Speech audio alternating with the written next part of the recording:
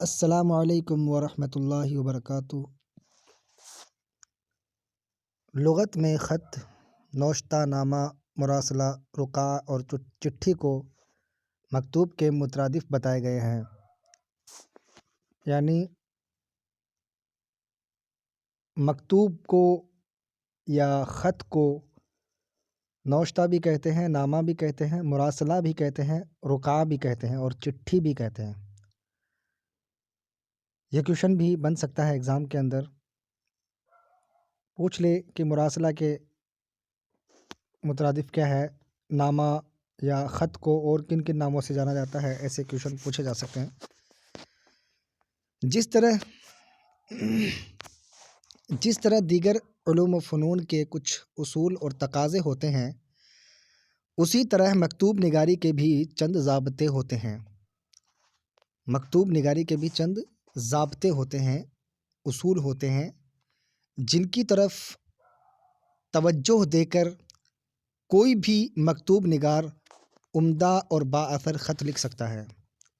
کوئی بھی مکتوب نگار اگر ان چند ضابطوں کی طرف دھیان دے لے اور ان چند ضابطوں کو اپنا لے تو بہترین مکتوب نگاری کر سکتا ہے، کیونکہ خط لکھنا بھی ایک فن ہے۔ جس طرح زندگی کے آداب مقرر ہیں، اسی طرح مکتوب نگاری کے بھی کچھ آداب ہوتے ہیں جن کا دھیان مکتوب نگار کو رکھنا چاہیے۔ مثلاً خط میں غیر ضروری باتیں شامل نہ ہوں، زبان صاف ہوں، سلیس ہوں اور رواں دواں ہو۔ خط کو گورکھ دھندا نہ بننے دیا جائے، انداز بیان میں خلوص ہو اور دلکشی ہو، ایک ہی بات کو بار بار نہ دہرایا جائے، کسی ایک پہلو کو بلا سبب طول نہ دیا جائے، لمبا نہ دیا جائے۔ خط میں ایسی باتیں ہرگز نہ لکھی جائیں جو مکتوب الیہ کی پریشانی کا سبب بن جائے۔ مکتوب الیہ پڑھنے والا، خط کو پڑھنے والا۔ خط کو آدھی ملاقات کہا جاتا ہے۔ جو شخص کسی کو خط لکھتا ہے اسے کاتب یا مکتوب نگار، اور جسے خط لکھا جاتا ہے اسے مکتوب الیہ یا مخاطب کہتے ہیں۔ بہت ہی امپورٹنٹ سوال بنتا ہے یہاں سے، جو شخص کسی کو خط لکھتا ہے اسے کیا کہتے ہیں؟ کاتب یا مکتوب نگار۔ جو شخص کسی کو خط لکھتا ہے اسے کاتب یا مکتوب نگار کہتے ہیں، اور جسے خط لکھا جائے اسے مکتوب الیہ یا مخاطب کہتے ہیں۔ مکتوب الیہ یا مخاطب کہتے ہیں۔ اس کو دھیان سے سمجھ لیجئے گا، بہت ہی امپورٹنٹ کویشچن بن سکتا ہے یہاں سے۔ زمانے کے نشیب و فراز کے ساتھ مکتوب نگاری کے طور طریق میں بھی تبدیلیاں پیدا ہو رہی ہیں۔ مکتوب نگاری کے فرسودہ اور روایتی طریقوں کے تحت مکتوب نگار لمبے چوڑے آداب و القاب استعمال کرتا تھا۔ پہلے لمبے چوڑے آداب و القاب، الگ الگ جو خط لکھنے کے آداب ہوتے تھے وہ بہت زیادہ لمبے چوڑے ہوتے تھے، اور ان کو جب لکھتا تھا تو جہاں خط لکھتا تھا، جس پیج پہ لکھتا تھا وہ پہلے ہی بھر جاتا تھا، آدھا تو اسی سے بھر جاتا۔ دیکھیے آگے کہ جس کے سبب آدھا خط تو غیر ضروری اور رسمی باتوں سے ہی پر ہو جاتا تھا۔ ایسے مکتوبات میں کاتب تصنع اور بناوٹ سے بھرے جملے اور فقرے استعمال کرتا تھا۔ اس کے علاوہ مسجع اور مسجع نثر پر زیادہ زور دے کر اصل مقصد یا موضوع کو پس پشت ڈال دیا جاتا تھا۔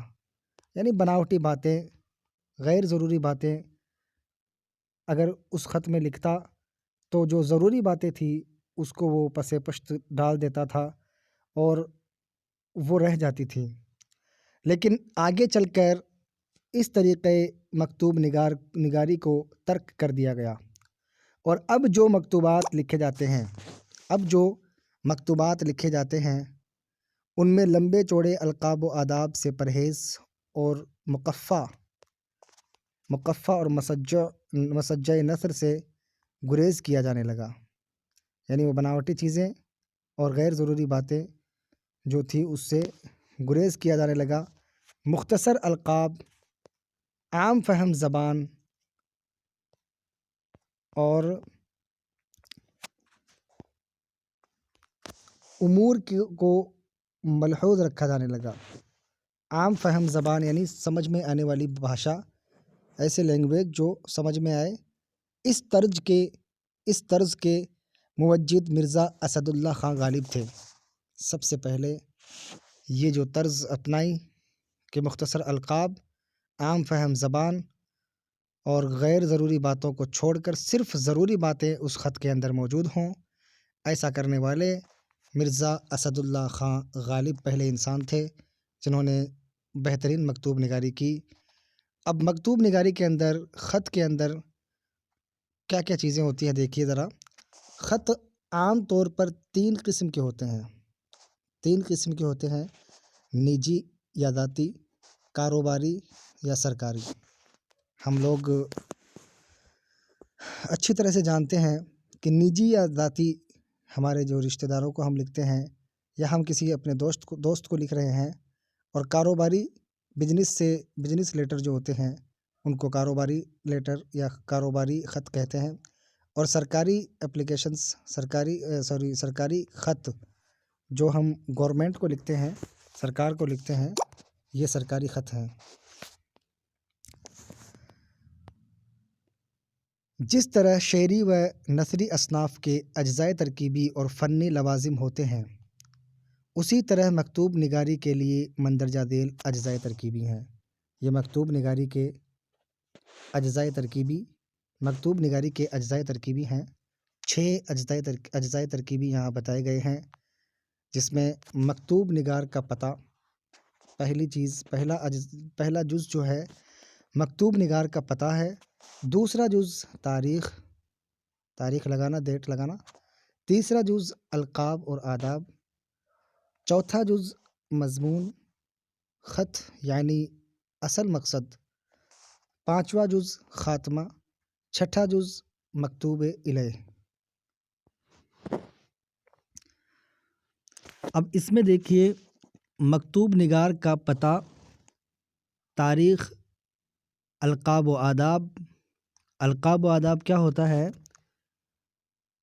کہ اگر خط کے شروع میں ہم کوئی خط لکھ رہے ہیں اور اس کے شروع میں جس کو خط لکھ رہے ہیں اس کے ادب کے لیے کوئی الفاظ استعمال کر رہے ہیں، اور ایسے الفاظ استعمال کر رہے ہیں کہ ان کے ادب اور ان کے بارے میں کچھ لکھیں گے، اور اس کے بعد میں مضمون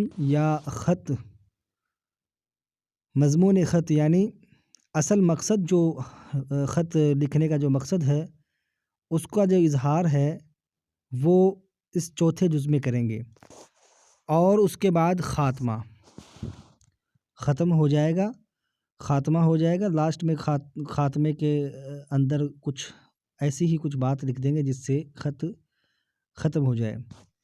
اور اس کے علاوہ مکتوب الیہ یا مخاطب کا پتہ۔ مکتوب نگاری یوں تو شخصی اظہار کے زمرے میں آتی ہے، لیکن مکتوب نگار بعض اوقات ایسی معلومات اور عالمانہ باتیں اپنے مخاطب یا مکتوب الیہ کو لکھ دیتا ہے جو کہیں نہیں ملتی۔ تاہم اس طرح ایک شخص اور ذاتی تحریر فن پارے کا درجہ حاصل کر لیتا ہے۔ بعض مفکرین نے اعلیٰ اور عمدہ قسم کے خطوط کو تخلیقی ادب کے اندر یا اس کے ذیل میں شمار کیا ہے۔ اردو میں منظوم اور منشور دونوں میں، یعنی نثر اور نثر دونوں کے اندر، دونوں قسم کے مکتوبات کی مثالیں شامل ہیں۔ منظوم خطوط میں اس بے تکلفی اور بے ساختگی کا فقدان ہے جسے مکتوب نگاری کے لیے ضروری سمجھا جاتا ہے۔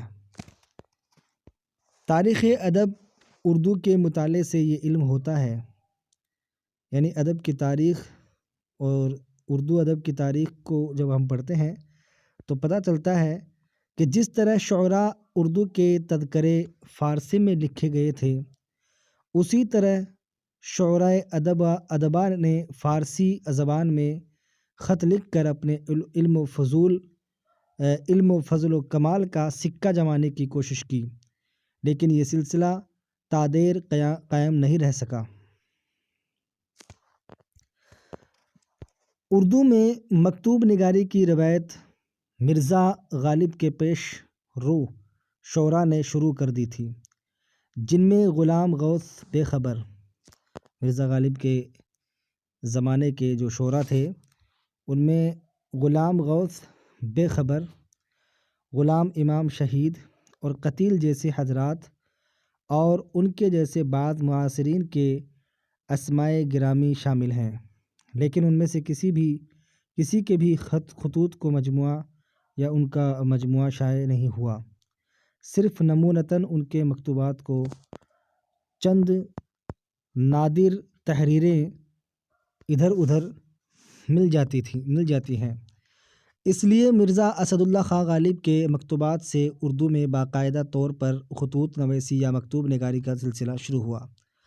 غالب نے مکتوب نگاری کو جو آب و تاب بخشی وہ آج بھی قائم ہے۔ انہوں نے مراسلے کو مکالمہ بنا دیا، القاب و آداب کا فرسودہ طریقہ ترک کر دیا، جسے مستحسن قدم سمجھا گیا۔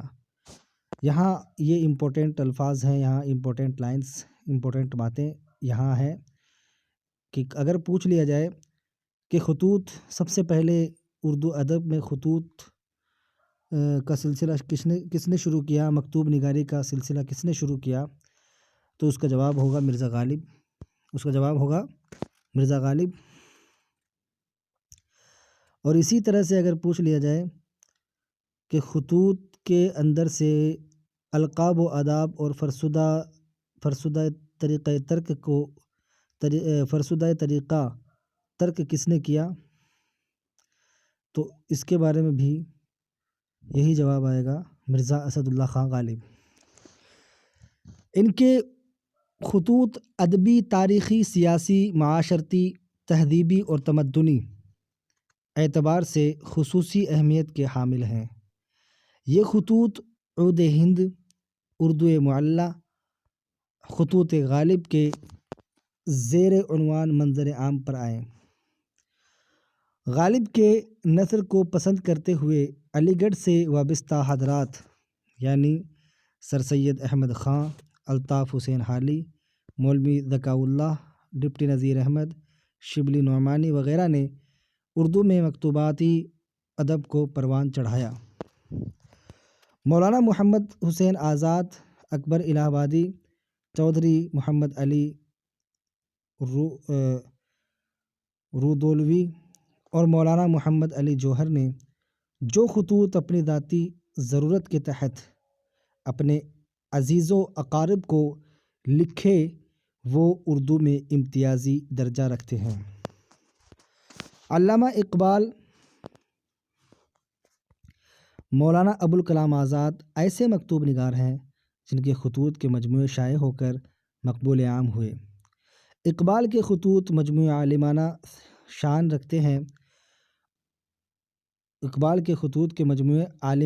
رکھتے ہیں۔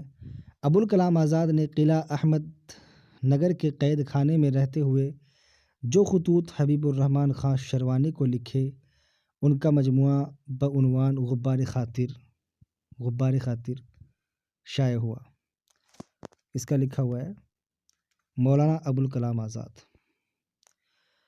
خطوط حبیب الرحمن خاں شیروانی، اور نام کیا ہے؟ غبار خاطر۔ بہت ہی امپورٹنٹ کویشچن ہے، بہت ہی امپورٹنٹ۔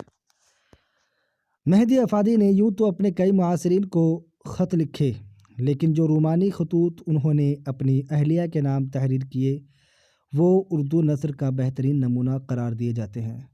مولوی عبدالحق، پروفیسر محمد شیرانی، پروفیسر آل احمد سرور اور عبد المجید دریا آبادی جیسے ناقدین اور محققین کے خطوط ادب کے سنجیدہ قارئین کے لیے معلومات کا خزانہ ہے۔ منشی پریم چند، پروفیسر رشید احمد صدیقی، پطرس بخاری، میراجی، سید سجاد ظہیر، سعادت حسن منٹو وغیرہ کے خطوط دعوت فکر و عمل دیتے ہیں۔ قرۃ العین حیدر کے خطوط کے مجموعہ اوراق پریشاں، یہ قرۃ العین حیدر کے خطوط کا مجموعہ ہے۔ مولانا ابوالکلام آزاد کے مجموعے کا نام غبار خاطر ہے۔ قرۃ العین حیدر کے مجموعے کا نام اوراق پریشاں ہے، اوراق پریشاں ہے۔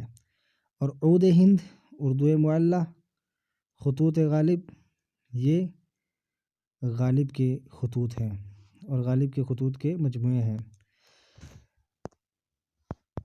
آگے دیکھتے ہیں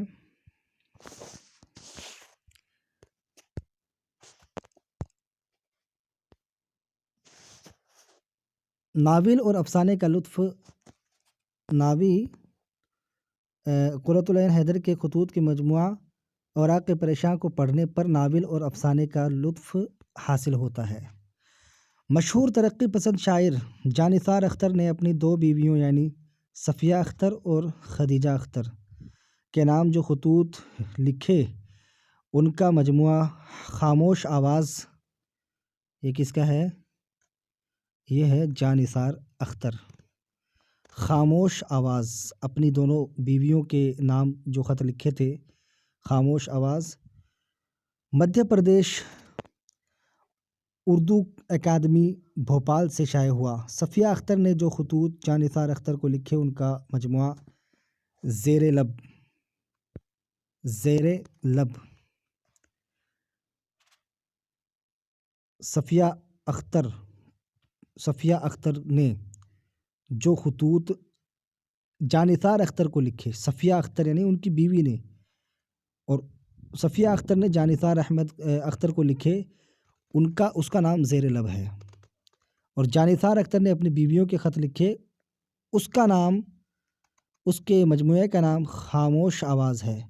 اور صفیہ اختر نے جو جاں-نثار اختر کو لکھے، اس کے مجموعے کا نام زیر لب ہے۔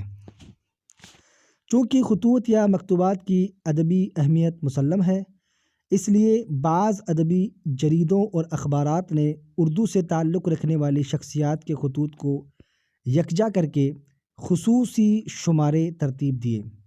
مشہور شاعر و ادیب صاغر نظامی نے اپنے اخبار ایشیا کا مکاتیب نمبر نگرنامہ کے عنوان سے شائع کیا، جسے تاریخی اہمیت و حیثیت حاصل ہے۔ اسی طرح نقوش لاہور کے مدیر محمد طفیل نے خطوط نمبر اور مکاتیب نمبر شائع کر کے اہم ادبی فریضہ انجام دیا۔ موجود عہد میں موقع بموقع اردو کے اہل قلم حضرات کے مکاتیب کے مجموعے، مکاتیب یعنی مکتوب کی جمع ہے، مکاتیب خطوں کے مجموعے شائع ہوتے رہتے ہیں، جن سے ادب کو سمجھنے میں بڑی مدد ملتی ہے۔ تو ساتھیوں، یہ تھا ہمارا مکتوب نگاری کا ایک چھوٹا سا ٹاپک میں آپ کے سامنے لے کر کے آیا تھا، اور آپ لوگ اگر اس کو پڑھیں گے اور اس میں سے جو مکھیہ باتیں ہیں، امپورٹنٹ جو لائنس ہیں، ان کو آپ نوٹ کر لیجئے۔ ایگزام کے لحاظ سے جو امپورٹنٹ ہیں میں نے بتایا ہے، آپ لوگ نوٹ کر لیجئے۔ آخر میں السلام علیکم ورحمۃ اللہ وبرکاتہ۔